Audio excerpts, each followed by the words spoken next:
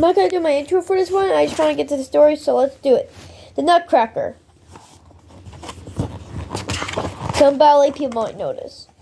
Once there was a little girl named Claire whose family was having a wonderful party on a snowy Christmas Eve. Merry Christmas, as she says, she greeted each guest. The last guest to arrive was Clara's godfather, Herr Drosselmeyer. All the children loved him very much because he was a toy maker and a wonderful storyteller. Clara thought he could even perform magic. Merry Christmas, Claire, he said, presenting her with a heavy package. Oh, sorry, a little bit tired.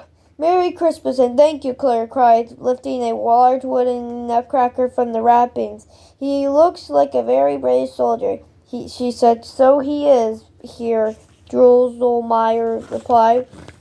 Just then the musicians began to play a lively tune, and all the grown-ups began to dance. Claire carried her nutcracker over to where her cousins and friends were playing with their new toy. Holding them carefully, she softly hummed a Christmas carol. All of a sudden, Claire's little brother Fritz jumped up behind from a chair and grabbed the nutcracker.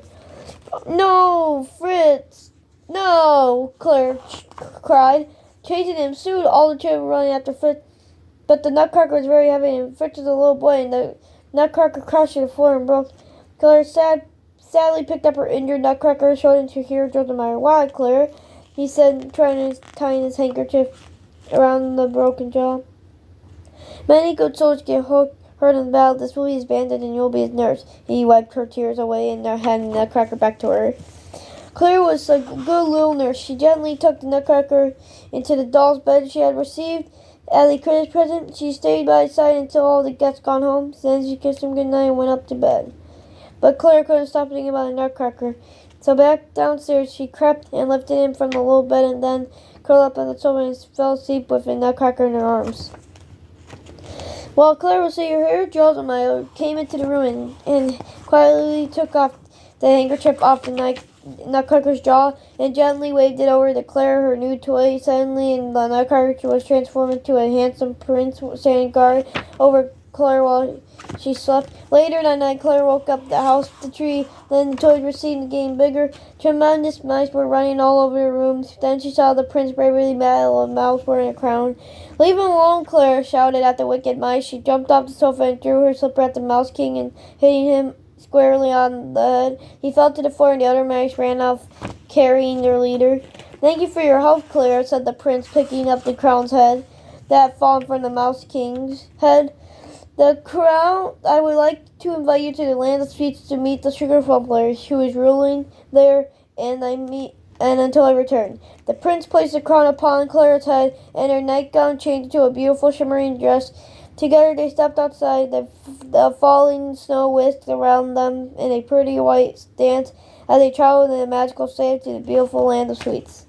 When Claire and her prince arrived, they were greeted by the beautiful sugar plum fairy. The prince told her about the battle with the giant mice and how Claire had saved him from the mouse king. Hooray for Claire, cried the people from the land of sweets. They led Claire and the prince to two cane thrones.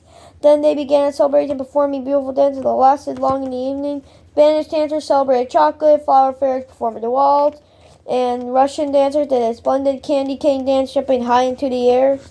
At the end of the evening, the sugar plum fairy twirled gracefully with her cavalier. Claire sighed as she watched the beautiful dance. Now we must depart, the prince told Claire, but one day we'll return to the land of sweets. As the two rode off in their magical sleighs, Claire felt like she was in a beautiful dream of a Christmas Eve that she would never forget. The end. That's the Nutcracker. Well, I'll see you in the next video, and we're going to read Jingle Bells next. Bye!